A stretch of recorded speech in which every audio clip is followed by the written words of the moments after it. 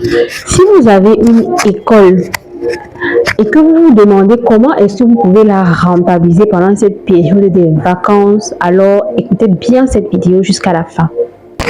Bienvenue à vous si vous me découvrez, je suis Marie-Cécile, marketing digital et comptable fiscaliste. Je partage ici des informations pour permettre aux femmes de créer une source de revenus ou alors si la source de revenus est déjà créée, je partage des informations pour pouvoir l'aider à mieux la structurer, à la gérer pour pouvoir faire plus de ventes et mieux s'en sortir.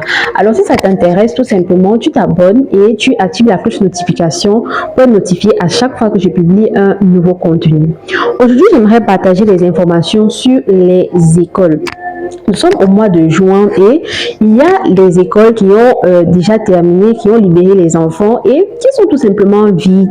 Et les promoteurs, les promotrices ne savent juste pas quoi faire pour pouvoir rentabiliser ces écoles-là. Alors, ça m'est venu à l'idée de partager des informations avec ma communauté, parmi lesquelles il y a bien évidemment des promotrices d'écoles, pour les inciter et les faire réfléchir à quelques idées qu'elles peuvent mettre en place pour pouvoir rentabiliser leurs écoles pendant la période des vacances. Alors, la première idée que tu peux mettre en place pour rentabiliser ton école pendant les vacances, c'est de proposer des activités éducatives et ludiques aux enfants pendant cette période-là. Il s'agit de proposer des activités de peinture, des activités de danse, des activités de cuisine pour apprendre quelque chose de pratique, quelque chose d'autre que les cahiers aux enfants pendant les vacances. Votre cible ici là, c'est non seulement vos élèves, mais également les enfants des zones environnantes. Donc, vous développez ces activités-là, vous cherchez des formateurs et vous les mettez en place. Vous allez trouver des clients et ça va vous permettre tout simplement de rentabiliser vos locaux pendant ces 3 mois de vacances. La deuxième activité que je vous propose de faire, c'est d'organiser des camps de vacances.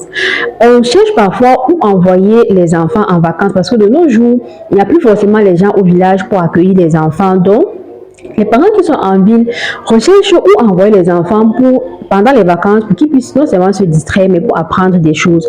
Je sais qu'il y a déjà dans des écoles ce qu'on appelle des camps scouts qui prennent une semaine, 2 semaines, dépendamment du groupe qui organise et qui ont vraiment le vent en poupe et qui se passent généralement très bien. Et les parents sont souvent très contents de pouvoir envoyer leurs enfants là-bas pour que l'enfant puisse se divertir et apprendre des choses. Vous pouvez juste copier ce modèle de camp scout-là et créer des camps de vacances où les enfants viendront séjourner sur place pendant une semaine, 2 semaines, 1 mois pour apprendre des choses de manière pratique. Et là, vous allez formuler le programme d'apprentissage que les enfants suivront pour que effectivement les parents puissent voir une transformation au sortir de l'enfant du camp de vacances.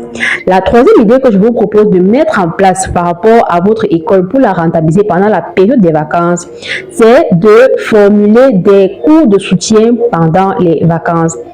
Vous avez eu des élèves qui parfois avaient des difficultés pour s'en sortir à l'école. Il vous suffit tout simplement de formuler une offre pour pouvoir tenir ces enfants-là pendant les vacances sur leurs lacunes afin que pendant l'année scolaire suivante, ils puissent avoir de meilleures performances. Les parents seront juste très intéressés par cela parce que de plus en plus, les parents aimeraient que leur enfant puisse s'en sortir à l'école. Les parents aimeraient que l'enfant puisse avoir de bonnes notes. Donc, vous formulez une offre dans le sens de pouvoir faire des cours de soutien aux enfants qui avaient des difficultés et vous verrez que beaucoup de parents vont souscrire.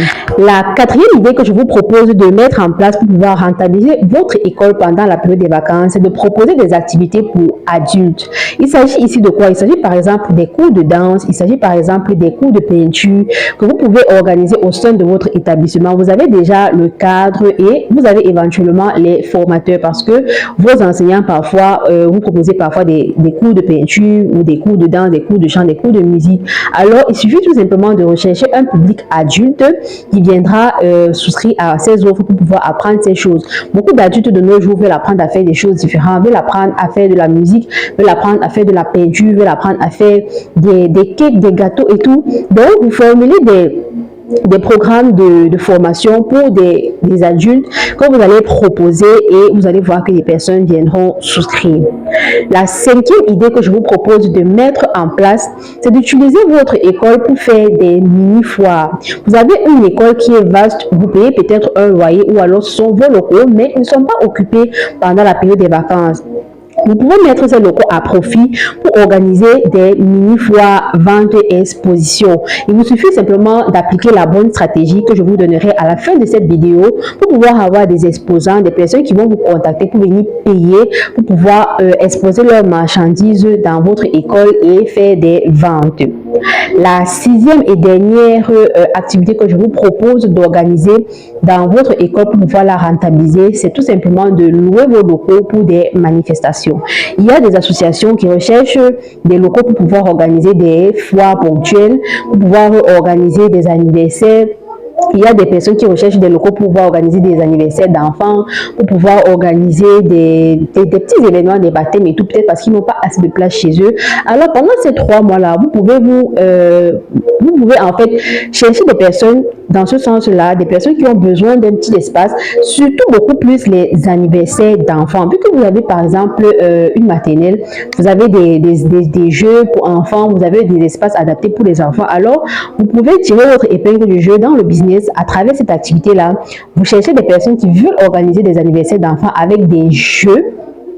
Et vous pouvez donc proposer ces jeux-là que vous avez déjà dans votre école à ces enfants-là et leur faire passer juste une après-midi intéressante. La septième idée que vous pouvez appliquer, c'est de formuler des activités pour les enfants déficients. Très souvent, on oublie les enfants atteints de handicap dans notre pays, dans nos environnements, et pourtant, ce sont des enfants qui ont besoin d'accompagnement. Alors, si c'est que vous êtes un entrepreneur, si vous avez une école et vous ne savez pas comment rentabiliser cette école-là pendant la période des congés, je vous conseille de mettre en place une activité pour les enfants atteints de handicap où vous allez pouvoir les accompagner pendant les vacances, pouvoir les aider à gagner en autonomie, gagner en indépendance, gagner en connaissance, et vous allez voir que beaucoup de parents vont vous contacter pour ça. Donc, voilà les 6 idées de business que je vous propose de faire si vous avez une école et que vous voulez la rentabiliser pendant la période des vacances. Maintenant, comme je vous ai dit, votre petit bonus pour être resté jusqu'à la fin de la vidéo, c'est la stratégie. L'idée business ne vaut presque rien sans la stratégie. Vous pouvez avoir 1000 idées business, mais elles ne valent rien tant que vous n'avez pas la bonne stratégie. Alors ici, je vais vous partager de manière ramassée la stratégie que vous devez appliquer. Vous devez utiliser le marketing digital pour pouvoir chercher vos clients pendant cette période. Ça, c'est la première stratégie. Vous utilisez Internet pour pouvoir communiquer sur le service ou le produit que vous allez développer, principalement le service. Vous utilisez Internet pour pouvoir communiquer sur le service que vous allez développer, que vous allez formuler, et vous allez chercher et trouver vos clients. Je dis que vous allez chercher et trouver vos clients. Donc, vous développez une offre, vous utilisez les outils du digital pour pouvoir communiquer et vous rentabilisez très simplement votre école pendant les vacances. Aussi facile que ça. La deuxième stratégie, c'est d'utiliser déjà les prospects que vous avez, qui sont les parents des enfants qui sont déjà inscrits dans votre école. Pour certaines personnes, vous n'avez pas encore fait la fête de fin d'année, vous n'avez pas encore partagé les bulletins de notes des enfants, alors les parents vont venir pour récupérer, ou alors les enfants viendront pour récupérer leur bulletin de notes. Vous devez simplement formuler votre offre et la joindre sur le bulletin de notes pour que les parents puissent être au courant que vous avez formulé cette offre-là. Là, vous allez transférer les coûts publicitaires au niveau de l'impression des flyers, ce qui n'est pas le cas lorsque vous utilisez par exemple la publicité Facebook. Vous n'avez pas besoin d'impression papier, mais disons que la publicité Facebook a aussi son coût. Donc, vous pouvez choisir, soit vous maximisez au niveau de la publicité Facebook, soit vous maximisez au niveau de la communication papier. Sinon, je vous conseillerais mieux d'utiliser la communication Facebook qui est nettement moins chère. Alors, voilà la petite vidéo que je voulais partager avec vous aujourd'hui. J'espère qu'elle a été intéressante. N'oubliez pas de lâcher un pouce bleu et de vous abonner si c'est le cas, si vous avez trouvé que la vidéo était intéressante. Et je vous dis à la prochaine vidéo. Bye.